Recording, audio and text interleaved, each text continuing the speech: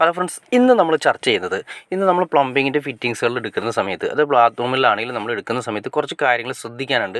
കാരണം എന്തുകൊണ്ടാണെന്ന് വെച്ചാൽ വ്യക്തമായിട്ടൊരു വീഡിയോയിൽ നമ്മളൊന്ന് ഉൾപ്പെടുത്തിയിരിക്കുന്നത്.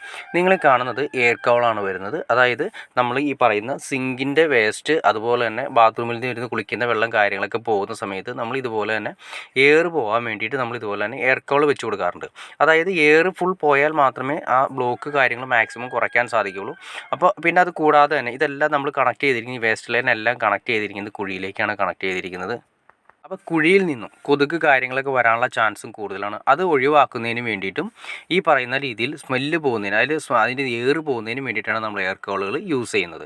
അപ്പോൾ അതിൻ്റെ അകത്തിടുന്ന ഒരു നെറ്റ് നമ്മൾ യൂസ് ചെയ്യാറുണ്ട്. ആ നെറ്റ് ഉപയോഗിക്കുന്നത് എന്തിനാണെന്ന് വെച്ചിട്ടുണ്ടെങ്കിൽ, നെറ്റ് നമ്മൾ ഉപയോഗിക്കുന്ന എയർ റിലീസാവും. അതായത് നമ്മുടെ കുഴികളിൽ നിന്ന്, വേസ്റ്റ് കുഴിയിൽ നിന്ന് എയർ മൊത്തം റിലീസായി പോയാൽ മാത്രം നമുക്ക് ബ്ലോക്ക് ഒഴിവാക്കാൻ പറ്റുള്ളൂ. അപ്പോൾ എയർ റിലീസാവുകയും ചെയ്യണം. അതുപോലെ തന്നെ അകത്തുള്ള കൊതുക് കാര്യങ്ങൾ എന്തെങ്കിലും ഉണ്ടെങ്കിൽ പുറത്തേക്ക് വന്ന് ഡിസ്റ്റർബൻസ്, വീട് മൊത്തം കൊതുക് വരുന്ന ഒരവസ്ഥ ഉണ്ടാവാതിരിക്കുന്നതിന് വേണ്ടിയിട്ടാണ് എയർ കവൾ കാര്യങ്ങൾ കൊടുക്കുന്നത്.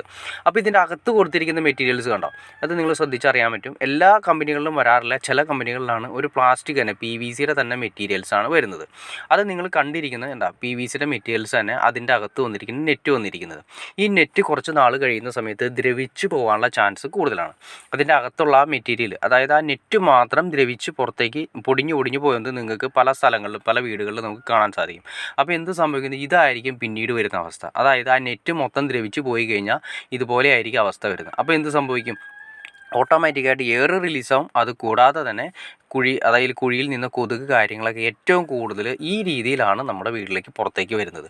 അപ്പോൾ വളരെ ശ്രദ്ധിക്കേണ്ട കാര്യങ്ങളൊന്നാണ്, നമ്മൾ എയർ കവൾ കാര്യങ്ങൾ, അതായത് നെറ്റ് എയർ കവൾ വാങ്ങിക്കുന്ന സമയത്ത് ഈ PVC വരുന്ന, അതായത് അല്ലെങ്കിൽ PVCയുടെ മെറ്റീരിയൽസ് വരുന്ന എയർ കവൾ വാങ്ങിക്കാതെ അകത്ത് സ്റ്റെയിൻലെസ് സ്റ്റീലിൻ്റെ നെറ്റ് വരുന്ന പുതിയ മോഡൽസ് വരുന്നുണ്ട്. അത് തന്നെ വാങ്ങിച്ച് സെലക്ട് ചെയ്യുന്നതാണ് ഏറ്റവും ഉത്തമം. സ്റ്റെയിൻലെസ് സ്റ്റീൽ ആയതുകൊണ്ട്, അതായത് ചെറിയ നെറ്റായിരിക്കും അതിൻ്റെ അകത്ത്, സ്റ്റീലിൻ്റെ നെറ്റായിരിക്കും വരുന്നത്. ഈ PVCയുടെ മെറ്റീരിയൽസിന് പകരമായിട്ട് ആ സ്റ്റീൽ വരുന്നത് കൊണ്ട് ഗുണം എന്ന് വെച്ചിട്ടുണ്ടെങ്കിൽ, ആ സ്റ്റീൽ ഒരിക്കലും തുരുമ്പുടിച്ച് പോകില്ല. അപ്പോൾ എത്ര വർഷം വേണമെങ്കിലും ആ ഫിറ്റിങ്സ് ഇരിക്കുന്ന കാലം വരെ ആ നെറ്റ് അവിടെ ഇരിക്കും, തുരുമ്പ് പിടിക്കുക കാര്യങ്ങളൊന്നുമില്ല.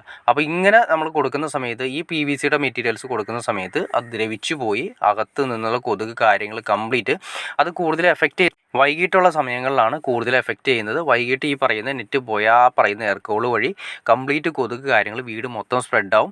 അപ്പോൾ അതാണ് കൂടുതൽ സംഭവിക്കുന്ന കാര്യങ്ങളിൽ ഒന്ന്.